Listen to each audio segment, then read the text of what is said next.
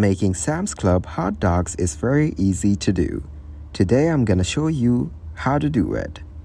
Fill a pot with enough water to cover the hot dogs. Add a pinch of salt if desired. Bring the water to a boil.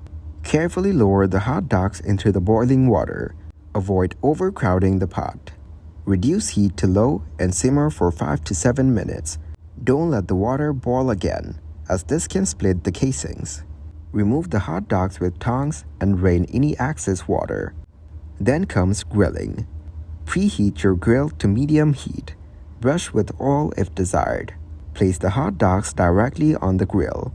You can cook them over direct or indirect heat, depending on how quickly you want them to cook. Grill for 5 to 7 minutes per side, turning occasionally. Aim for a golden brown color and no raw spots in the center. Remove from the grill and let cool slightly before serving. Heat a pan over medium heat with a thin layer of oil. Add the hot dogs to the pan. Cook for 3 to 5 minutes per side, turning occasionally. Aim for a golden brown color and no raw spots in the center. Remove from the pan and let them cool slightly before serving.